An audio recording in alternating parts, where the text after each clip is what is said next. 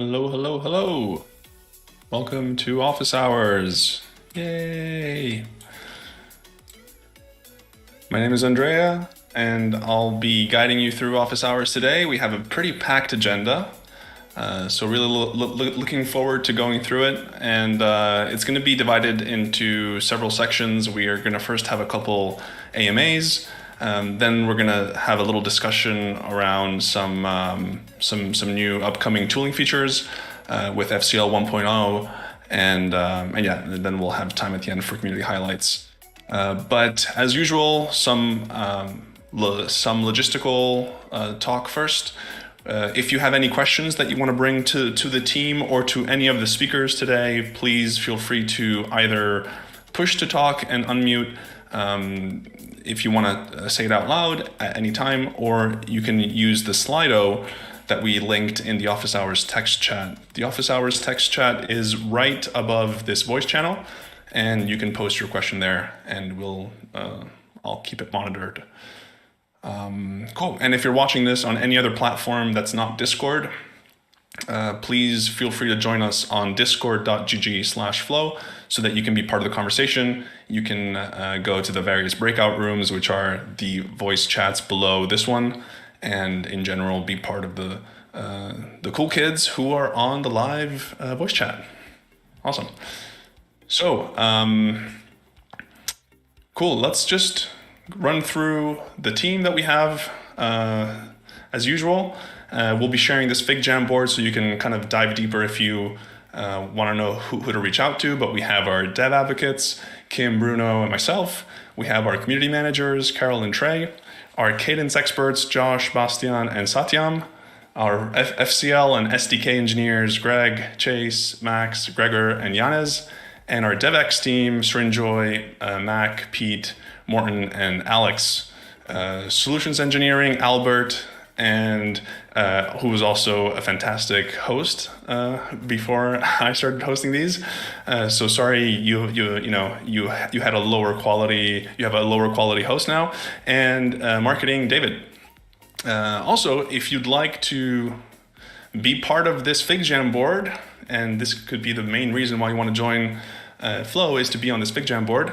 We have a role opening for a full stack engineer on the Flow DevX team. So definitely check it out, and you could be called out next. Isn't that awesome? The biggest perk of being part of the Flow core contributing team. All right, so let's go over the agenda today. We have two project highlights: Sturdy Exchange and Silverlight. Srinjoy is gonna walk us through some of the upcoming features with FCL 1.0. And then we're going to have our usual breakout rooms, Cadence and FCL / the general SDKs. One note here before we start that I want to mention is we will slowly start breaking Office Hours into different parts. I feel like Office Hours, or not me, but we feel as a community that Office Hours is becoming a little too packed, and people who come here for the questions may not have enough time to ask them, and people who come here for the AMAs would probably like more time to just focus on the AMAs and the various project highlights. So what we're going to do over the next couple weeks is probably organize some specific Office Hours for different parts of the Flow, let's say, universe, for example, Cadence, for example, FCL, and we'll have a dedicated format just for project highlights. That way we're not rushed, and we can kind of have dedicated discussions for the different various contexts. Cool. Last thing I'll say before we start is definitely check out the breaking changes coming with Secure Cadence. So we're going to post a link here soon in the text chat regarding the upcoming breaking changes with Secure Cadence. Definitely check them out, read through them, and feel free to join the Cadence breakout room later to ask questions. All right, last thing, I promise you, last thing before we actually get started. I wanted to talk about an upcoming Discord change that will impact all of the developer channels. We are going to start auto-threading all messages in the various developer channels. What that means is that whenever someone posts a question, for example, on the developer channel, on the Cadence channel, on the Flow.js testing channel, what that's going to do is there's going to be a bot that will auto create a thread for you, auto reply with some various tips, and that'll help keep discussions, organized. It'll help people be able to follow discussions back and forth, because our Discord is becoming more and more, full of people, and threads will help keep things organized and clean and easy to follow. And it will also be a lot easier to link to specific threads that contain both a question and a solution versus having to scroll through different parallel conversations. So watch out for that change coming today after office hours. And if you have any feedback, feel free to reach out. But hopefully this will make Discord a lot more organized. All right, so enough of me talking for now. I will hand it over to Matt, Connor at Sturdy Exchange, and let them take it away. Hey, thank you. Yes, my name is Connor. I'm a co-founder and head of creative here at Sturdy Exchange. And Matt, who is supposed to be joining us, our CEO, I think he's feeling a little bit under the weather. But I want to have Matt Medney come up and talk about, he's the CEO of Heavy Metal, and I'd love for him to talk about our Analogs project that we dropped recently on Sturdy Exchange. Thanks, Connor. What's up, guys? How's everyone doing today? The Analogs project that's on Sturdy is pretty exciting, because if you guys don't know what Heavy Metal is, a quick little download is we're a 45-year-old brand that has shepherded IPs such as Blade Runner, Fifth Element, Alien, Mad Max, and more through the pages of our magazine. Movies such as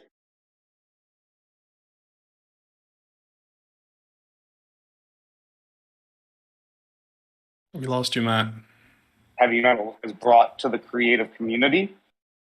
And with the Analogs project, we wanted to kind of flip the switch and create a PFP in which the community would then be able to birth a new character together by working with our teams and our creatives in a community sense to create a new character that would live within that community.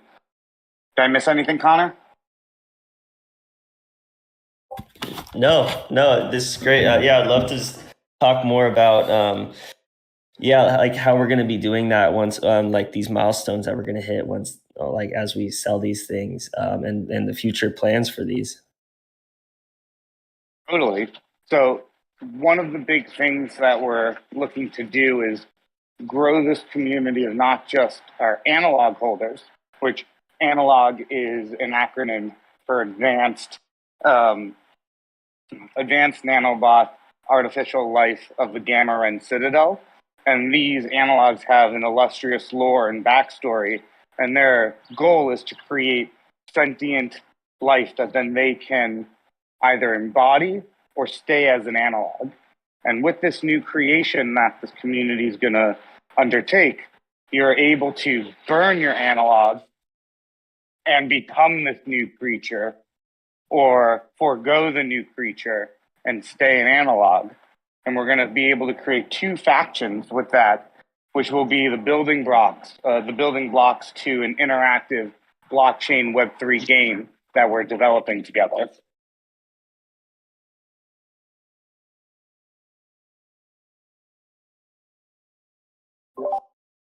Yeah, and something that we launched this project a couple weeks ago, and something we're really excited about, and that we haven't officially announced yet, but we're working hard on integrating the Dapper wallet in the Sturdy Exchange, and we're doing another marketing push on this project around then.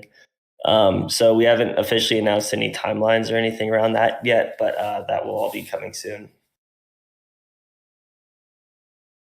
One of the other things that's really exciting about the Analogs project is with the PFP, some of the utility is a deep dive into the heavy metal world. So if you're a fan of science fiction or any of the movies and brands that I had mentioned, anyone who's holding an analog or the creature that is being created will be exposed to airdrop and downloads and access to heavy metal magazines, graphic novels, special events at San Diego Comic-Con, New York Comic-Con, etc.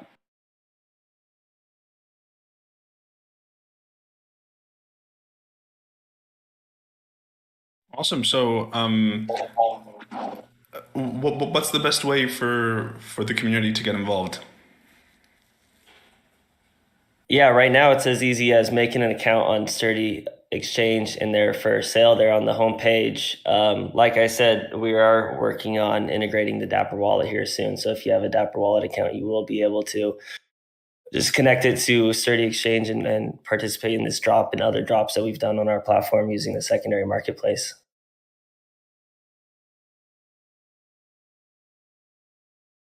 Nice. And Connor, are you on the technical side, or what's your role on? No, sorry, you said you're Yeah, head of creative, creative, right? and I Yeah, help right. with the projects and the creative on Cool. all of the projects. Uh, cool. I was curious to pick if there was someone from the project around building on Flow, Yeah, get their experience. yeah. Unfortunately, Matt he's feeling a bit under the weather, and I would It's normally okay. have It's him okay. take Matt Goulet, our CEO. I'd normally have him take those calls, but yeah, right here on our side, just me, who's head of creative, and then we have Yas, who's our social media, and then Ryan, our community manager. So missing out on some of the technical people. It's all right. It's all right. But I'm sure you've yeah. But maybe we can do another AMA in the future where we can dive deeper into the tech. But yeah, I think we can open it up for questions, or if you have anything else you want to talk about sturdy and heavy metal, please. I didn't want to interrupt. No, I think I would love to chat again with our technical team. I know we're working on a lot of fun things that I don't really want to get into yet because I'm not prepared to answer any of the technical questions on it. But I think yeah, if anyone has any questions about the analogs while we have Matt and Nenny here, I think we'd be happy to answer. Yeah, sure. So we already have a couple of questions. So the first one is, can you talk more about how we can leverage our NFTs for in-person conventions? Really. So we're working a system right now that will allow anyone that is showing an analog in their wallet, whether it's sturdy, Dapper in the future, that there'll be special these conventions, whether that be early access to grab tickets to our pre-parties, or if it's to pick up signed free books at our convention tables, or if it's to grab lunch with a bunch of our creators. We're working through a bunch of physical activations for San Diego Comic-Con this year, as well as we're going to be airdropping a pretty amazing piece of video content at San Diego Comic-Con to all analog holders that's going to define what heavy metal is planning to do over the next 10 years.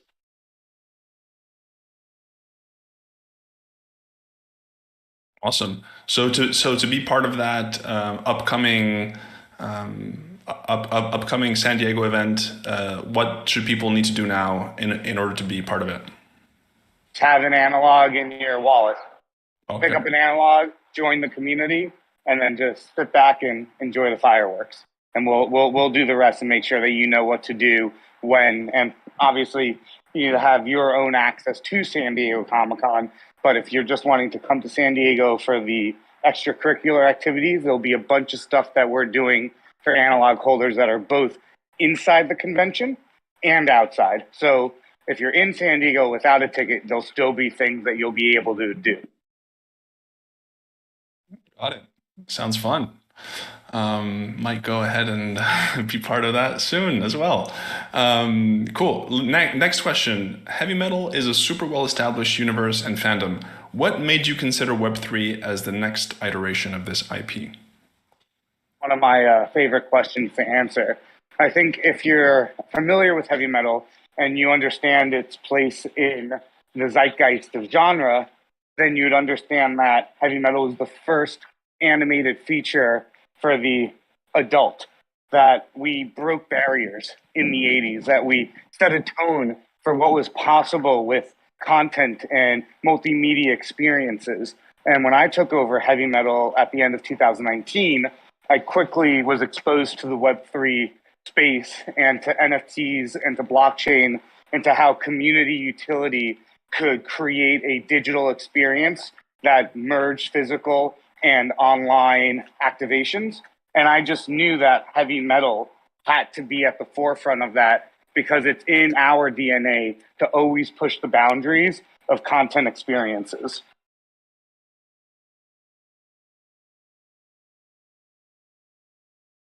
Cool. Got it. I think we can keep the last question for the community highlights section. But if you want to go ahead and give your take on, also curious to get different projects' opinions on general Web3 questions, such as, what's the next big thing coming to play to earn, or metaverse? I'd love to get your high level thoughts on how this space will evolve in the future. I think what's important to always keep in mind is that the technical definition of a cyborg is a biological creature that's tethered to their technology. And I think all of us, and the entire world for that matter, could be considered cyborgs. And this is the adoption period of us realizing how we can really leverage technology to better our own experiences and not just use it as a supplement, but use it as an elevator. And I think play to earn, metaverse are probably a little bit further down the line for full immersion, but the adaptation of those right now, I think, is critical to keep the train moving forward. Play to earn as a way to just enjoy space rather than having to go in there for any specific purpose, I think is really interesting and something that we're heavily focused on, specifically with Sturdy and some of the future plans for analogs. So that one hits home. I think with Metaverse, as much as I love the concept, Ready Player One and Fine and all of the amazingness that provides, we're still at an impasse with the technical needs of energy for those. So I think the fully immersive metaverse is still probably a handful of years away, but the play to earn infrastructure is here. And I'm really excited about what we can do for that, as well as what the rest of the Web3 community is looking at in that space. Yeah, I'd love to continue this conversation later, because what you said about being tethered to our technology, I have some pretty strong opinions on the metaverse, and maybe if we have time later during the community section and just the open-ended questions, we can continue this discussion, because I find it pretty fascinating. Totally, that sounds great. Awesome.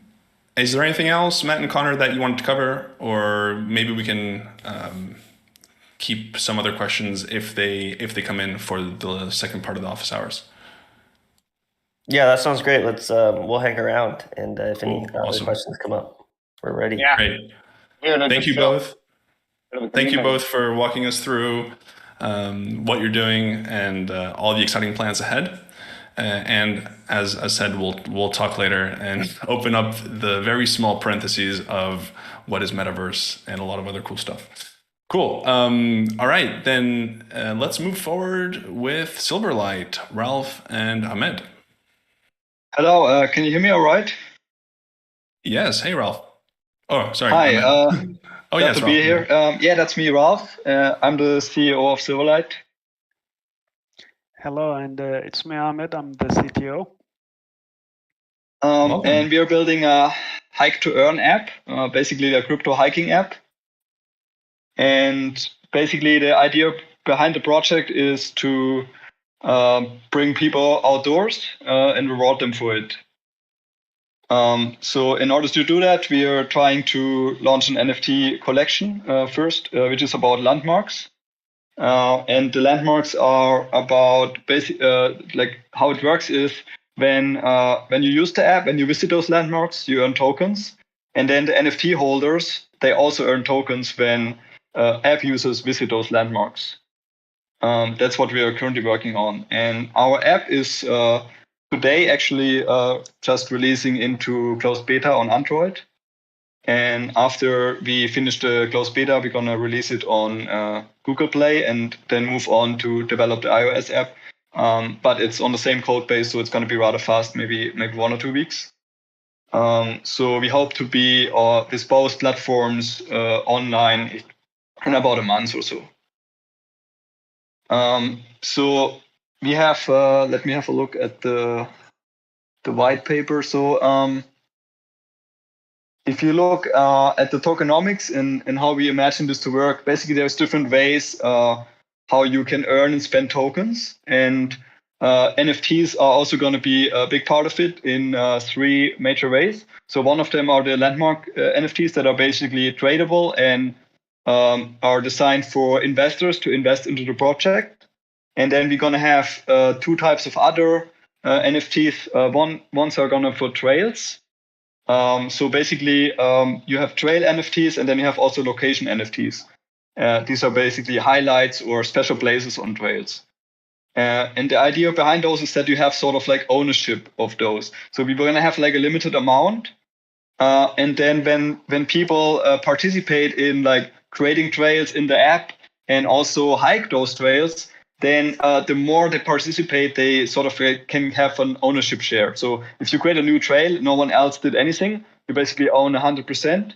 And then if someone else adds some content to it, for example, adds some reviews or pictures or something else, they gain some percentage of that. And then if some people start hiking those trails, then they gain some percentage of that. And basically the idea is also for all the people that hike those trails that you own, you also earn a small percent of tokens.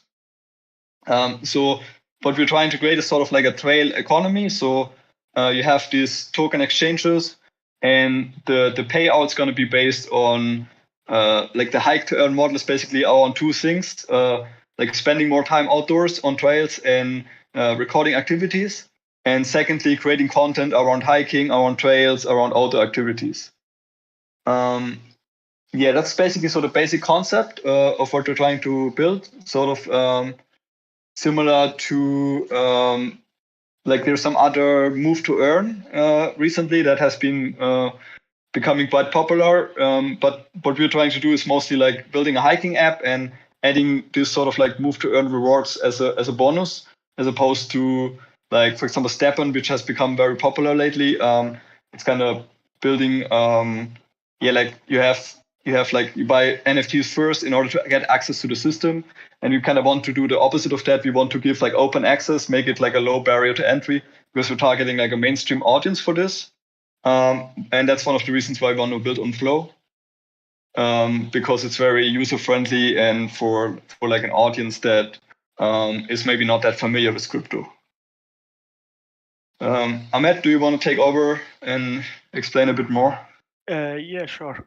So basically, what we're where we at the moment, as Ralph mentioned, we have the Android app in beta version. We're gonna be releasing that later on in a couple of weeks once we finish the validation work for that one, and we're gonna proceed with the iOS app after that.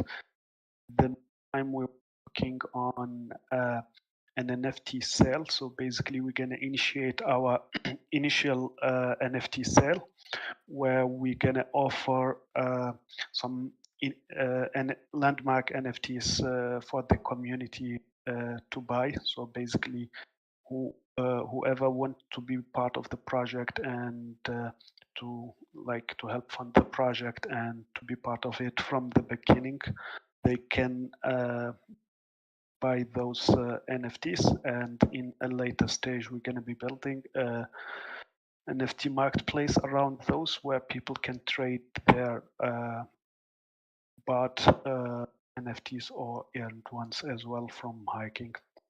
So basically the idea is to build an ecosystem around hiking and trails, as Ralph mentioned earlier. So if you go hiking and you somebody owns an NFT on that trail, they get rewarded for that. That's what would be giving the NFTs value down the line. In terms of, yeah, Ralph, do you want to add something? Should we now continue? Maybe if there's any questions, I just saw some popping up. Okay. Yeah, so I was just adding, I was just going to add, so yeah, basically we're having a development approach around the Jamstack approach, where we're going to be building different components of the ecosystem and connecting them with each other.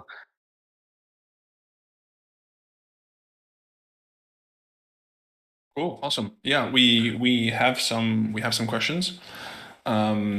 The first one is a little bit more technical, which is that you are using the same code base for both Android and iOS.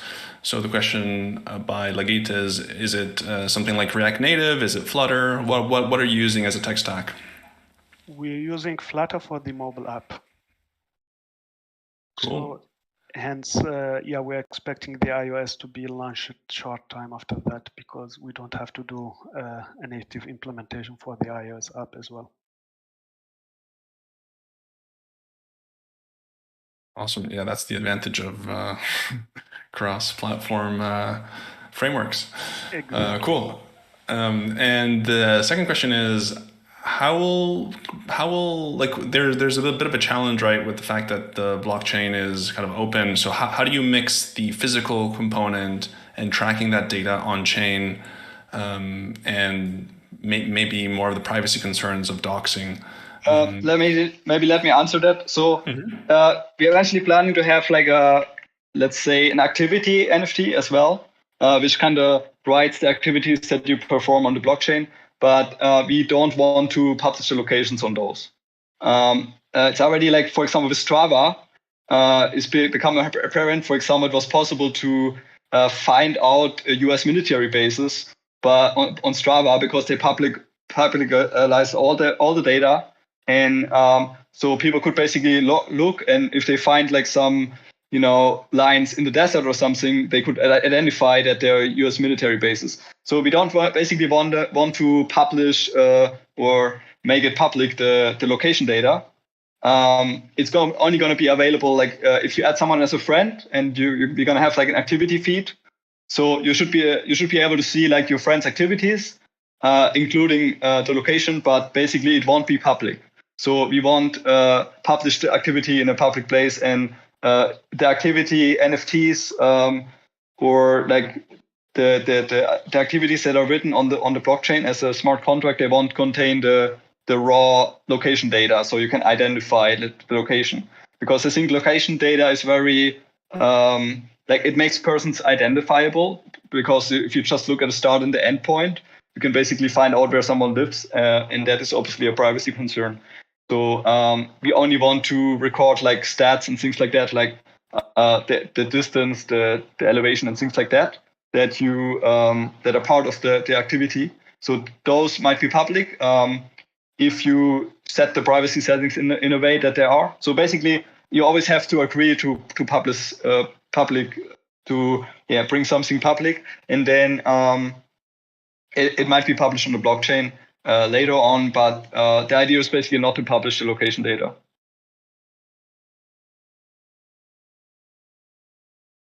Got it. Cool. I don't know if I understand this question that we have, which is, can we use the app on Android using a hotspot? That means that it doesn't have cellular connectivity, so it's just talking to Wi-Fi. But in theory, it sounds like it doesn't matter. I mean, generally the app works if you don't have internet in terms of GPS. GPS works when you don't have internet. I mean, it's especially it's an outdoor app, so it's specifically designed for tracking your activities even you don't have internet. But obviously you can't upload them at that time, so they're going to be saved, and later on you might be able to upload them. but generally it should be usable without having internet. Exactly. So basically, even without internet connection, the app should be usable. And once the user have internet connection again, so basically the data would be uploaded on the server. How much effort are you all putting? And by the way, what a great project! It's really exciting. Honor to have you on Flow and everybody else that presented. How much effort are you putting into anti-gaming measures? In other words, people being able to just spoof that they went on a hike. Well, I mean, basically, gaming is not really our intent at the moment. We plan to add some sort of events, for example, like geocaching, where you can basically. Sorry, I think you misunderstood my question. I didn't mean Oh, gaming. sorry. I mean, can you repeat that? Yeah, I think it was about people tricksing the system or playing exactly. the system. Is that right? Yes, that's right. Basically, we're implementing some measures to prevent that from happening that be implemented in our logic. So we want to make sure it's only like people get rewarded only for genuine hikes and not for whatever they might come up with to play the system. Fair enough. Can you write down the question somewhere? I cannot write down the question at this moment, but yeah, essentially, your colleague answered the question. It was just how do you verify that? Like how we prevent abuse of the system?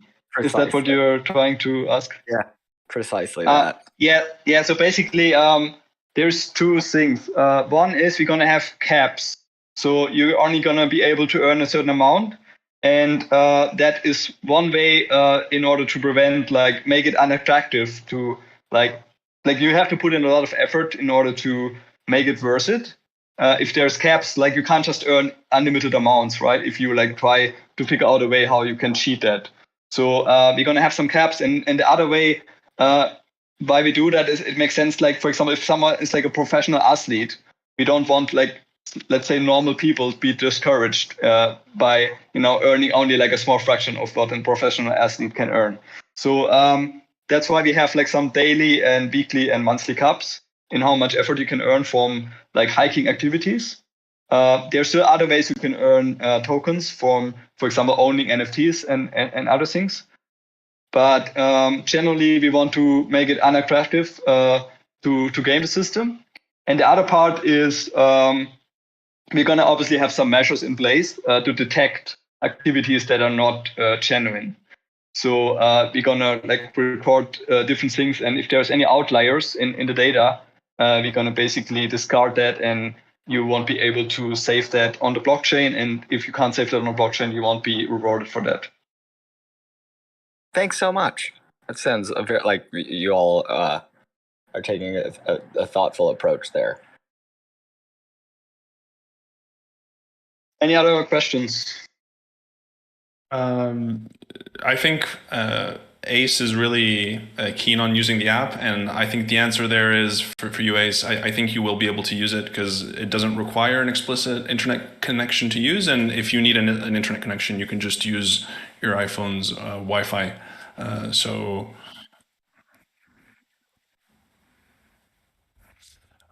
Cool. Kim, you're unmuted. Cool. Yeah. So I would say, if does anyone else have any questions live? Cool. So you definitely have a fan there. I'm also super excited to try it out. I definitely need an excuse to get out more and do more physical activity. So this will be the perfect opportunity, which leads me to my final question for you is how can we be part of this beta if we have an Android phone? Well, basically right now we're building the community on Discord. So joining the Discord server, that's where everything's happening. That would be the way to go. And we're going to add a lot more things. Once the apps are released, we're going to have a lot more challenges and things like that. Weekly challenges that try to get you use the app and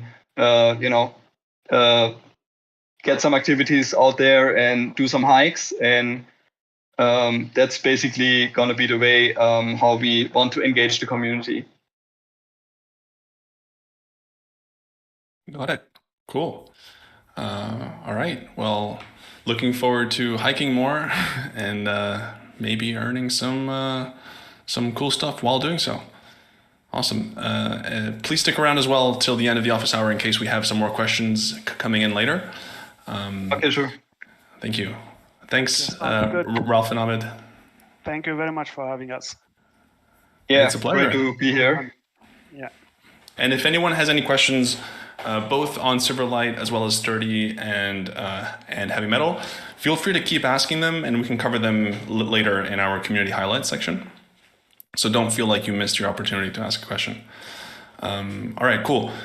So next item on the agenda is FCL 1.0. Before we get to that, I was kind of going on autopilot in the introductions, and I forgot that our FigJam board is not updated, and someone from the community kindly pointed it out to me. His name starts with a B and ends in Yartek, and I would be remiss if I didn't mention that we have new members of the DevX team, Amit, Pratik, and Bilal from Zcodes. So I'll use this opportunity to officially welcome you and welcome to your, I think it's the first office hours as part of the Flow team.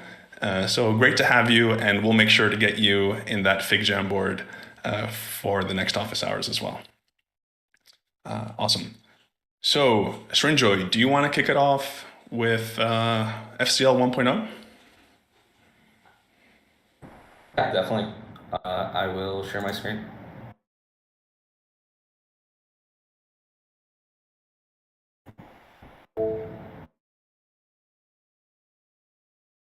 Let me know if you guys are able to see that.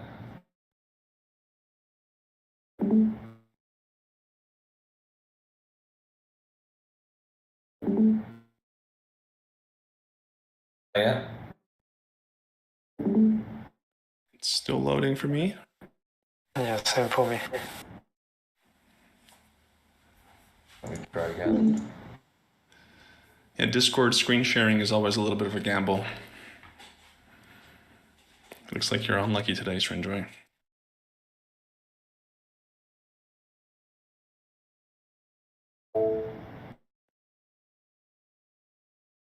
Work. Yes, now it's working. All right. So we can get started. Mainly wanted to introduce FCL 1.0 because for the first time in a long time, we are introducing a few breaking changes to FCL. So wanted to just cover those with the community. Our expected release date to go to the latest tag is May 6th, so you still have a bit of time to try this out in alpha and check it out and report any issues that you might find. So with that being said, let's go through the biggest breaking change, which is going to be the change to the transport layer. So we're officially moving the default off gRPC onto HTTP.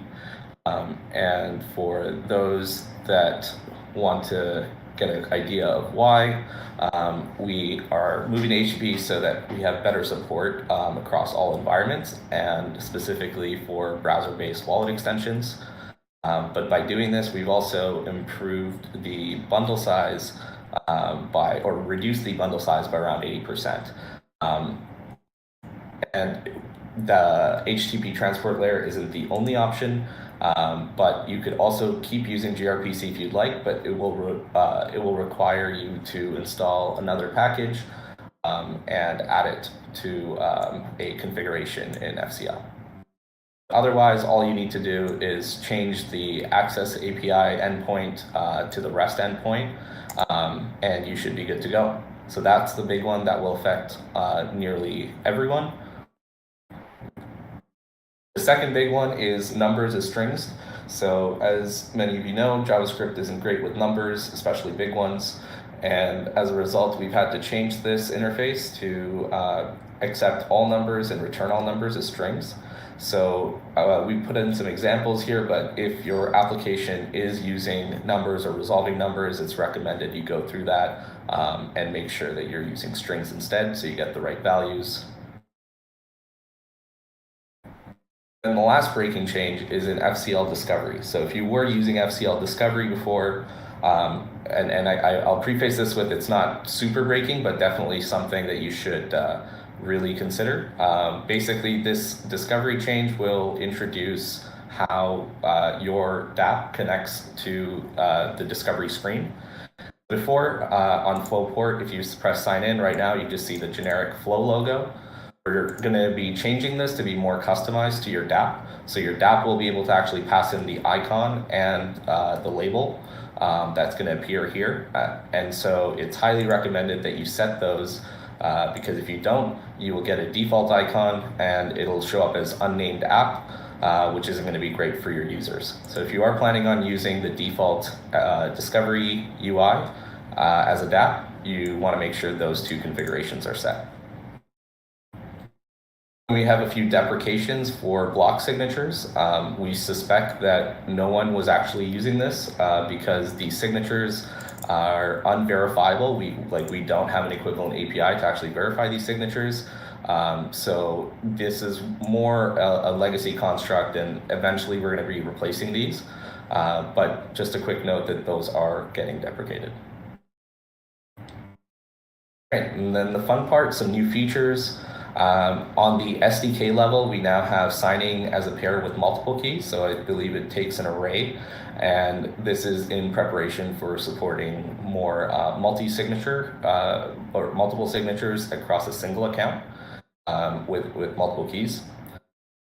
And we have extension support. So as how I believe from the Outblock team demonstrated last week, we have a extension wallet that's going to be launching on Flow in the works. And we are releasing that extension support latest alongside 1.0. We also have a guide and example that we've created alongside initially developing that with the Zay Codes team with their submission for FlipFest. But that's going to open up a lot of new possibilities. So if you're interested, you can check that out. Another pretty interesting one, depending on how you're tracking transactions, but now you're able to derive the transaction ID before sending the transaction. Include an example there if you want to figure out how to do that. But there's a few apps that have requested that, so now you have the feature.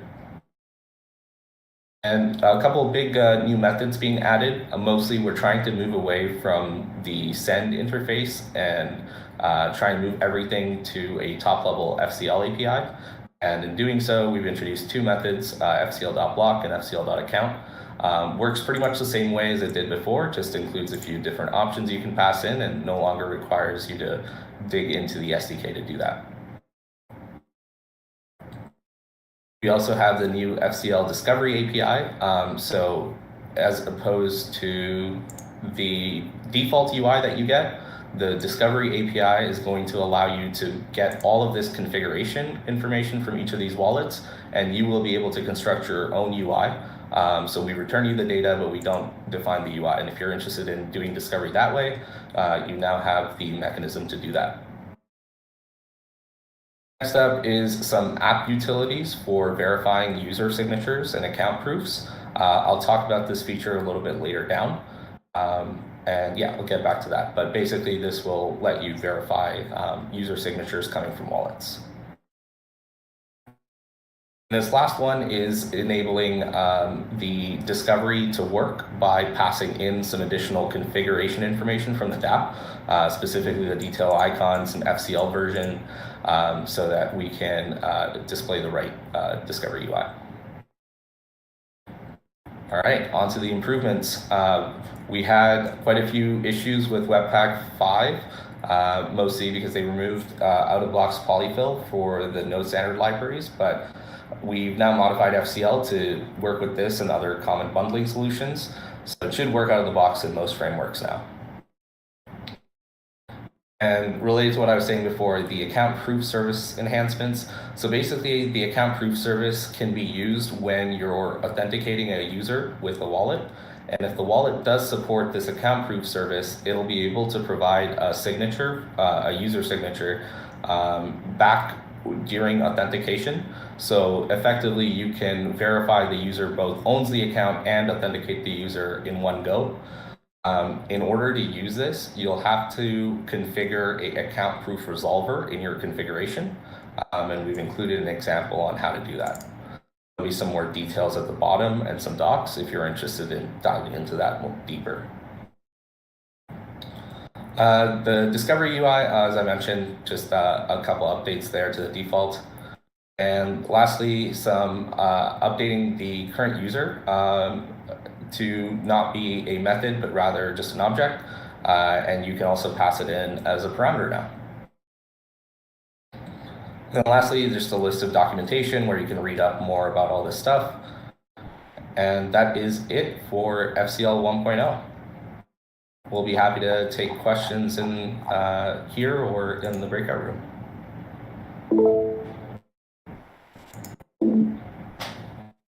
Awesome. You had a couple questions on Slido, one of which you already answered, but if anyone else wants to chime in and ask a question, and of course we'll also have the breakout rooms, but the first one you answered, which is, other bundlers will build correctly. I have no idea who posted this question because it ends with PS Svelte rules. So it must be some random person who loves Svelte. But anyways, you mentioned that it will happen. So this question was clearly asked before that. And the other question is regarding discovery. If people don't specify the defaults, what about using defaults like the page title and the current website domain instead of the current? Yeah, definitely. We thought about that. And I think what's important is to try to give the user as much information about your DApp upfront as possible. And so while we could use that, it opens up more ways that potentially scammers or other people could take advantage of that. So it would be much better if we forced the DApp developer to sort of consider how they want to frame their DApp to the user and make sure that their branding and icons and all that is present. So if we chose the kind of defaults poorly, it might negatively affect the user experience, and we really wanted anyone that was using Discovery to consider those options before using it so that the user is well informed.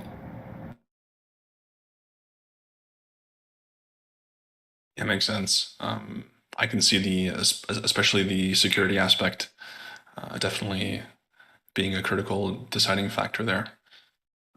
Does anyone else have any questions that they want to flag with everyone?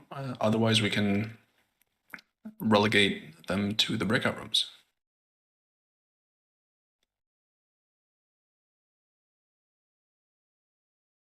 All right.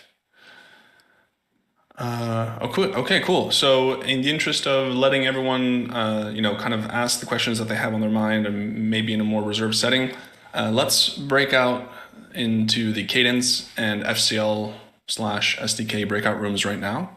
So if you have any Cadence questions, especially but not limited to the secure Cadence breaking changes, definitely go to the Cadence breakout room, which is the voice chat right below this one. And if you have any questions on FCL 1.0 or any other FCL or SDK questions, go to the breakout that's below the Cadence one, which is called FCL and SDKs. Cool. So I will let people go to the various breakout rooms if they want. And we can use this time to answer any other questions.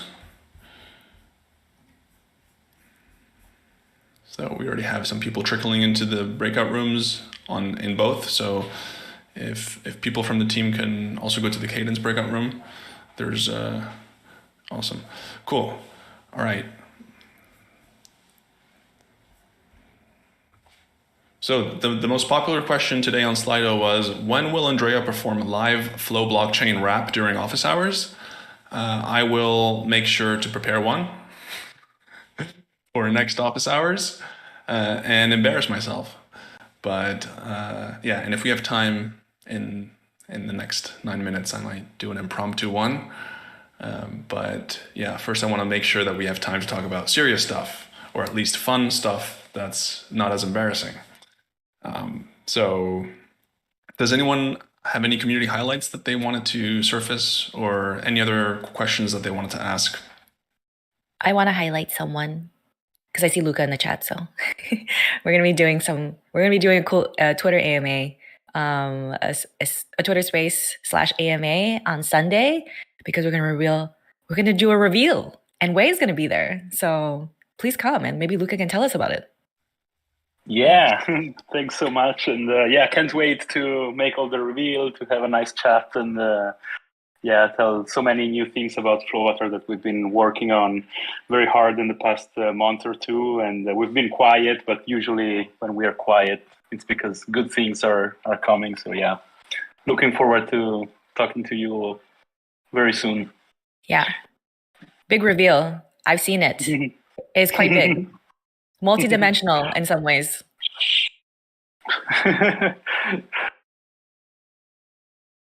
Any sneak peek? Okay. No, I can't reveal. I kept the secret until now. Otherwise, people will know. Oh, it's true. It's true. Yeah. I totally get it. So repeat again. Sorry. When and where? Twitter. On Flow Blockchain Twitter Space account. So it will be hosted there, and what time and day again? Sorry, it's Sunday, 9 a.m. Pacific time, and it's 4 p.m. 6 p.m. Okay. 4 p.m. UTC, I think. Yeah. Nice. Awesome. Looking forward to it. I'll try and catch that as well. Very excited for the upcoming changes. Thank you. Nice. Anyone else have any highlights?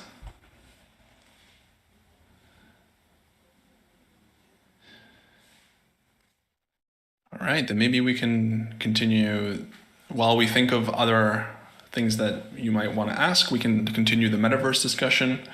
And so what I was saying earlier, that I have strong opinions on the metaverse side. I feel like people are expecting, like in my personal view, I think the metaverse is actually not going to be like a Ready Player One type of scenario. I don't think that we will, and this is just my personal opinion, obviously, but I don't think that we will be kind of like zoning out in our rooms and being somewhere else. I think the digital world will progressively, become part of our daily lives in more natural forms than it currently is, right? So right now, the main way that we interact with our technology is through like black mirrors, right? Like the screens, TVs, watches. But hopefully, in the future, things will be less,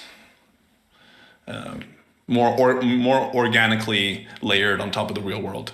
So that we don't have to decide whether to go to the digital world or the real world. It's more like the two worlds collide into a super world. At least that's my view. But curious to hear other people's opinions. Yeah, this is Matt with Heavy Metal. Hey, Matt. Hey, man. I think the overlay of that world, an augmented reality versus a virtual reality, seems more likely than just a full-on Ready Player One world. I think we're still probably a handful of decades away from that being the full adaptation. With Apple, I know working on some pretty interesting glasses, and I know Ray-Ban actually already has integrated glasses that take photos and post them straight to your Facebook right now. Early augmented reality technology there, but that is probably going to be more of what we come to adopt as our duality within the technological and reality spaces, mostly because I think the connection of humanity is too great to overcome with a technology surrogate at this time. Yeah, I totally agree.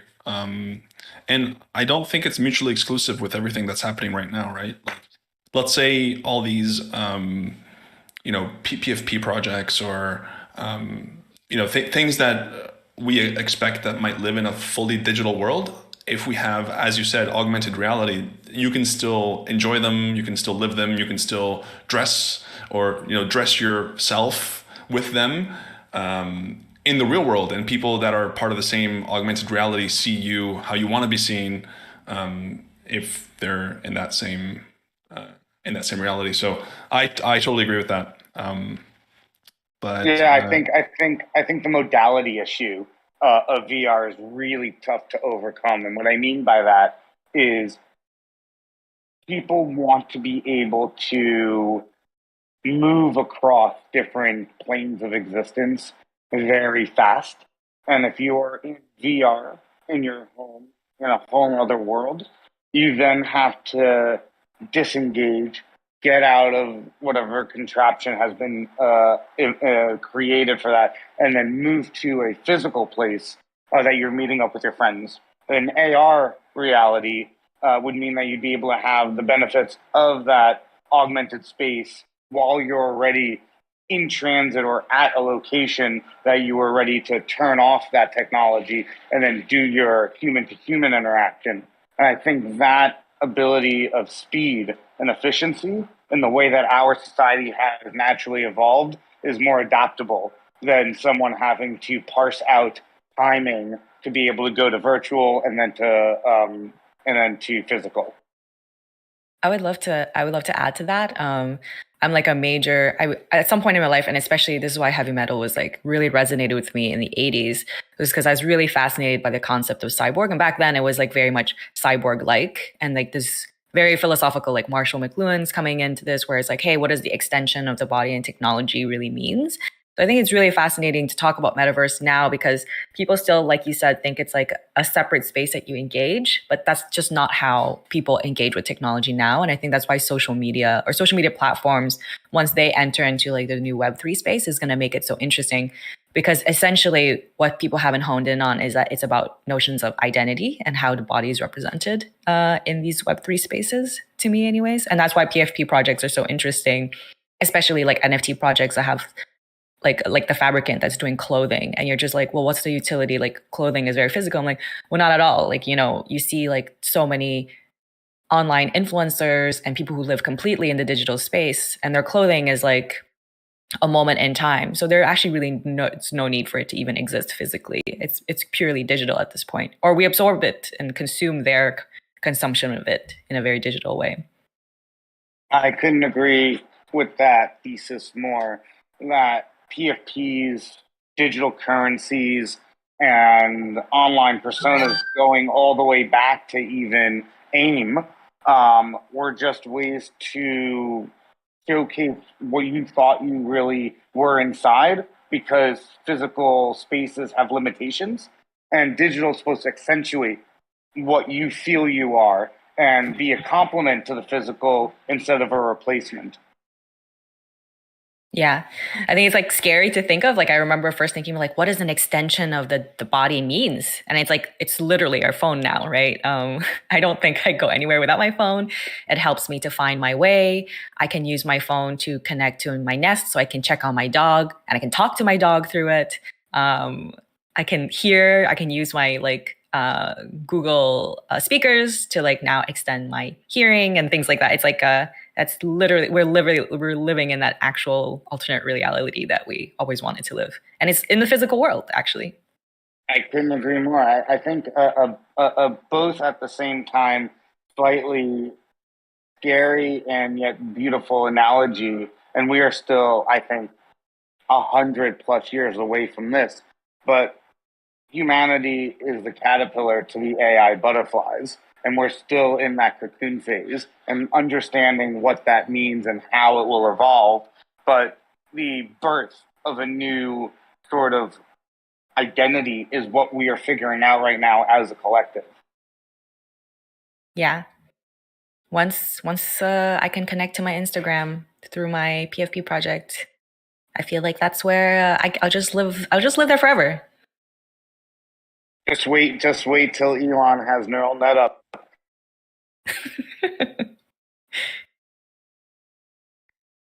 Which one of your PFP projects you want to use as your profile picture that way? And the thought makes the change happen. That's when we get to a really fun place. 100%. And I think thought is the ultimate interface. I was working a lot in the voice space, and that was pitched as the end-all interface. But I think it's just a segue to not having to figure out what you want to say or figure out what you mean. It's like when you mean something, it's happening. That'll really unlock our superhuman productivity, powers, etc. But yeah, currently, if you want to do that, you have to have something drilled into your brain, and it's like a jellyfish of wires that listen to synapses triggering. So probably going to wait a while before I take part in those experiments. But yeah, looking forward to it. Do you think, I haven't seen any, I personally haven't seen, but so maybe you can educate me about it, but do you see compelling projects with AI in this space? I'm trying to think of how AI can play into these more melding of digital spaces and identity in the Web3 space. Yeah, that's actually a great segue to what's coming up next week in next week's office hours. We will have, I won't spoil the surprise, but we will have someone showcasing their project, which is literally using AI on chain, and how to make it work, and how to make NFTs more personalized based on that. So stay tuned for next week's office hours, and we can maybe park that discussion for after that demo. How does that sound? Yeah, awesome, perfect. Awesome, cool. So we are 3 minutes over. I want to thank everyone for sticking around and being part of this week's office hours. If you want to showcase your project, if you have anything that you want to highlight, if you have any questions for next week, reach out, and yeah, we'd love to have you. Thanks, everyone. See you next week. Yeah. Big thanks to the crew from Sturdy Exchange, Matt from Heavy Metal, absolutely, yeah. Silverlight. It was awesome. Thanks for having us. It was really fun. Please come hang out with us at NFT NYC so we can talk about cyborgs. Yeah, yes. I'm down to talk metaverse and AI all day. Nice. Yeah. I'll let someone drill some wires into my head as long as you don't mess my hair up too bad. I'll volunteer. That's what I'm saying. You gotta go back of the neck like Neo. Yeah, exactly. Or nostrils. Who knows? All right. Thanks, Matt. Thanks, Connor. Thanks, Ahmed. And thanks, Ralph. See you around, and see you everyone next week. Bye-bye. See you. Thanks. See you all, party people. Have a good day and a good evening.